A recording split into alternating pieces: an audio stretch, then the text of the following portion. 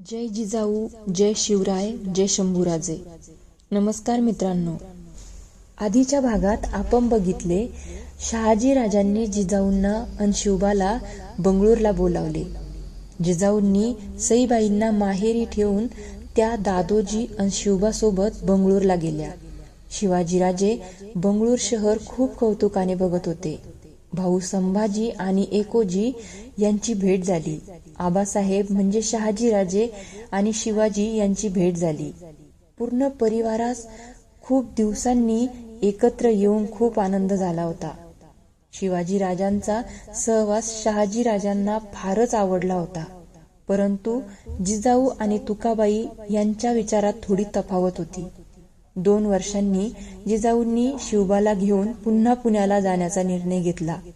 शहाजीराजे म्हणाले, तुम्ही शिवबाला वाढवा, आम्ही संभाजीला वाढवतो. आणि जिजाऊ शिवबा सहित पुण्याला निघाल्या. आता बघूयात पुढे. बंगळुराहून राजे पुण्याला आले. साऱ्या मावळात ती बातमी पसरली. जो तो शिवाजीराजांना भेटायला येत होता.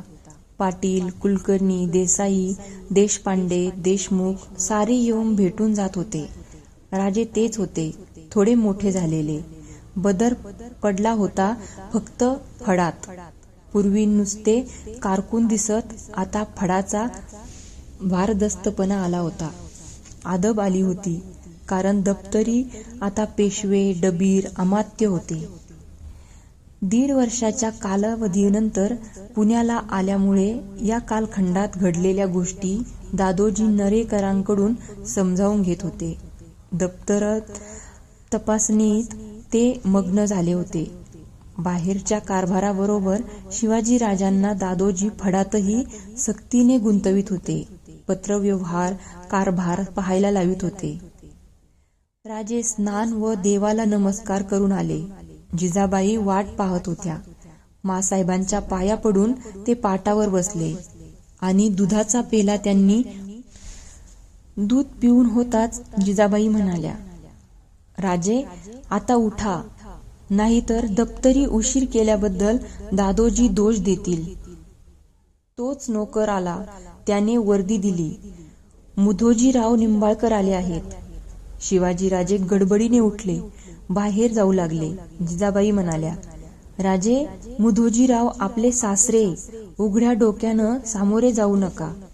महाली जाऊन पागोटे घालून शिवाजीराजे बाहेर गेले.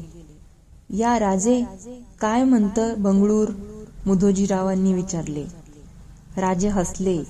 जिजाबाई दाराशी येताच मुधोजीराव उठले, मुजरा केला. जिजाऊंनी विचारले, मामासाहेब आपण आलात, आमची सून नाही आणलीत? आणली तर? नाहीतर राजे रागवतील ना?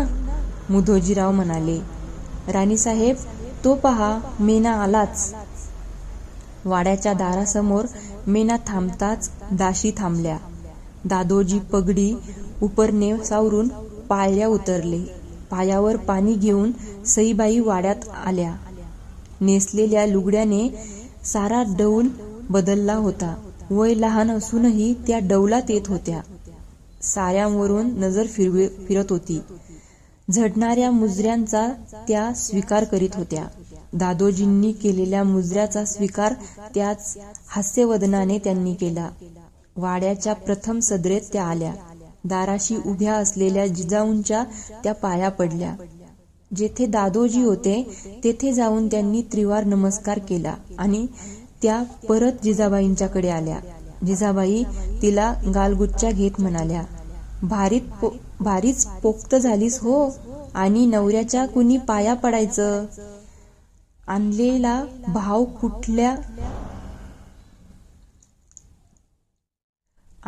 भाव कुठच्या कुठे गेला?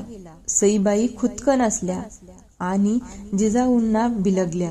जिजाऊ तिला कुरवाळीत म्हणाल्या, आता कशी शहाणी झालीस, पण भारी ऐट करू नको. राजांनी बंगळुराला दुसरी बायको केली. करू द्या, तुझ्यापेक्षा छान आहे, गोरी गोमटी आहे. असू दे, माझ्या बरोबर खेळायला येईल ती. सारे हसले. मुधोजीरावांना जिजाबाई म्हणाल्या, खरंच मोठी राणी शोभणार ही. 2 दिवसांनी मुधोजीराव सईबाईंना सोडून निघून गेले. सईबाई वाड्यात रमली. सईबाईंच्या भोवती पुण्यातल्या मुली गोळा होत होत्या. सईबाईंचा खेळ वाड्यात रंगत होता. दुपार टळली होती. सईबाई साहेबांच्याकडे आल्या. साहेबांनी वर पाहताच त्या म्हणाल्या, मामी साहेब. थोबाड फोडून देईल पुन्हा मामी साहेब म्हटलं तर. सईबाई हसल्या. त्या म्हणाल्या, मासाहेब. हसू लपवीत जिजाबाई म्हणाल्या, काय पाहिजे आता सई? अगं लवकर मोठी हो. तू आणि तुझ्या पोरी सारं घर डोक्यावर घेता. सासरीत हे वागणं बरं नव्हे. सईबाई हिरमुसल्या होऊन वळल्या. जिजाबाई ओरडल्या, ए मागे फिर. सईबाई वळल्या. मासाहेबांनी विचारले, का आली होतीस? आज शुक्रवार, जोगेश्वरीला जाऊन येऊ का म्हणून. मग जा ना, पंतांना सांग जा. सईबाई धावत गेल्या. दादोजी काहीतरी लिहित होते. सईबाईंना पाहताच दादोजींनी विचारले, राणीसाहेब काय हुकूम? अशानं आम्ही बोलणार नाही. सईबाई म्हणाल्या, खरंच तुम्ही राणीसाहेब? आता त्या मासाहेब आणि तुम्ही राणीसाहेब. पंत, आम्ही देवाला जाऊ? जरूर, मी मेण्याची व्यवस्था करतो. संध्याकाळी सईबाई दासी मैत्रिणीसह जोगेश्वरीला गेल्या. नवरात्र जवळ आले. घट बसले. वाड्याच्या चौकात दररोज बकरे पडत होते. नवरात्राचे दिवस केवढे धामधुमीचे. राजांना सर्व देवदेवतांना जाऊन यावे लागे. दररोज सकाळी स्नान झाल्यावर राजे सजविलेल्या घोड्यावर स्वार होऊन गणपती, जोगेश्वरी, महादेव ही सारे मंदिरे फिरून येत. वाड्यात तर एकच गडबड उडालेली असे. नवरात्र जवळ आले की सारी शस्त्रे धुवून पुसून उजळून चकचकीत केली जात. मीठ आणि चिंचेचे बोळे घेऊन तलवारी, जंबिये, विटे साफ केले जात. घटस्थापनेच्या दिवशी खास सदरेवर सारी शस्त्रे पूजेला ओळीने लावलेली असत. एका ठिकाणी गोळा झालेली ती नानाविध शस्त्रे पाहण्यात राजांना मौज वाटे. त्यात नाना तऱ्हेच्या तलवारी, फिरंग, पट्टे, विटा, भाले, ढाली, जंबिये, बिचवे, कट्यारी असत. त्यांच्या जोडीला जमदाड, सांग, खांडा यासारखी अनेक शस्त्रे सदरेवर यायची. त्यांचे देखणेपण, त्यांचा बोज राजे समजावून घेत. वाड्याच्या देवाऱ्यात सुवर्ण समया अखंड तेवत असत. त्यांच्या सौम्य प्रकाशात अष्टभुजेची मूर्ती उजळून निघत असे. देवीच्या समोर उजव्या बाजूला घटस्थापना केलेली असे.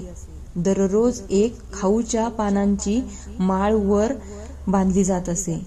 उलटणाऱ्या दिवसांबरोबर घटाच्या कडेने कोंब उगवायला लागत. नवरात्र संपेपर्यंत ते चांगलेच वर येत. नवरात्रात दररोज रात्री वाड्यात चौकामध्ये गोंधळ उभा राही. उदे ग अंबे उदे च्या घोषाने वातावरण भरून जाई. दाटीवाटीने सारे गोंधळ ऐकायला जमत. गळ्यात कवड्याची माळ घातलेले, तेल माखून घेतलेले भुत्ते आपले फेटे सावरीत हाती संबळ घेऊन उभे राहत. सुरुवातीला पोत खेळविला जाई. राजांना पोत भारी आवडत. पोत नाचायला सारे उतरले की पोताच्या हेलकाव्याबरोबर जी भरभर घुमे ती ऐकण्यात राजे रंगून जाई. खंडे नवमीला सकाळी वाजत गाजत घोडा दाराशी येई. दाराच्या उंबऱ्यात बकऱ्याचा बळी पडे आणि रक्त ओलांडून घोडा डौलाने वाड्यात प्रवेश करी. 9 दिवस पूजेत राहिलेली आपली छोटी तलवार राजे मस्तकाला लावून बाहेर काढीत. सायंकाळी चांगले कपडे करून राजे जिजाबाईंच्याकडे आले. राजांच्या गालाला तीट लावीत जिजाबाई म्हणाल्या, राजे, आता फार दिवस हे सीमोल्लंघन चालायचं नाही. मग काय करायचं? या दिवशी पराक्रमाला बाहेर पाडायचं. शत्रूचा बिमोड करायचा. घर यशानं भरायचं. पाठीवर लक्ष्मी घेऊन यायचं. आम्ही तसंच करू. राजे सोने लुटायला बाहेर पडले. वाड्यासमोर राजांचा दागिन्यांनी सजविलेला घोडा उभा होता. राजांनी घोड्यावर मान टाकली. राजांच्या बरोबर दादोजीही जात होते. मागे पुढे घोडेस्वार चालत होते. सोन्याच्या माळावर येऊन घोडी थांबली. उपाध्याय आधीच हजर झाले होते. शमी वृक्षाची राजांनी पूजा केली. आपल्या तलवारीने सोने पाडले आणि वाजत गाजत ते घरी आले. वाड्याच्या दरवाजात सईबाईंनी ओवाळले. राजे वाड्यात प्रवेश करत ते झाले. राजे देवघरात गेले. उंबरठ्याजवळ जिजाबाईंनी राजांना उभे केले. राजांनी पाठ उंबरठ्याकडे होती. उंबऱ्यावर शेला झाकला होता. जिजाबाई म्हणाल्या, राजे, आता मागे न पाहता उंबऱ्यावर तलवार चालवा. राजांनी तलवार उपसली. मागे न पाहता उंबऱ्यावर ओढली. राजांनी विचारले, झालं? हो. राजे वळले. जिजाबाईंनी शेला उचलला. उंबऱ्यावर तांदूळ पसरले होते. त्यातील सुवर्णातील अंगठी जिजाबाईंनी उचलली आणि राजांच्या मस्तकी लावली. राजांनी विचारले, मासाहेब, ही अंगठी का ठेवली? राजे, ही अंगठी नाही, ही लक्ष्मी आहे. तुम्ही सोनं लुटून आलात ना, तुमच्या मागून लक्ष्मी येते. पण तिला पाहायचं नसतं. तिला मागे न पाहता घरात घ्यायचं असतं. घरात आली की तिचा पाय तोडायचा. पाय तोडायचा? राजे उद्गारले. हो. एकदा का तिला लंगडी केली की घराबाहेर कशी जाईल? राजे हसले. जिजाबाई म्हणाल्या, राजे, आता तुम्ही लहान नाही. नेहमी लक्षात ठेवा, लक्ष्मी मागे धावून लक्ष्मी कधी प्रसन्न होत नसते.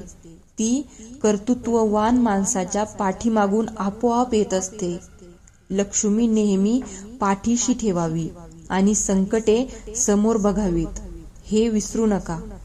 दादोजी वाट पाहत असतील. सदरेवर जा. राजांनी जिजाबाईंना वंदन केले आणि राजे सदरेवर गेले. सदर खास शृंगारली होती. बैठकीच्या उजव्या बाजूला वस्त्राच्छादित तबके ठेवली होती. राजे बसताच प्रथम ब्राह्मण मंडळी आली. राजांनी उभे राहून त्यांचे सोने घेतले. दादोजी राजांच्या हातात नाणे देत होते. राजे ते वाटीत होते. फडातले दप्तरदार आले. पाटील वतनदार आले.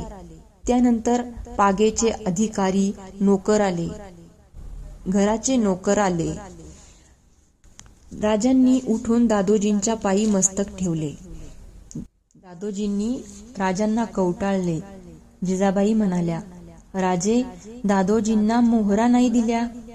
दादोजी राजांना जवळ घेत म्हणाले, मासाहेब, ही मोहर माझीच आहे. या परत भाग्य नाही.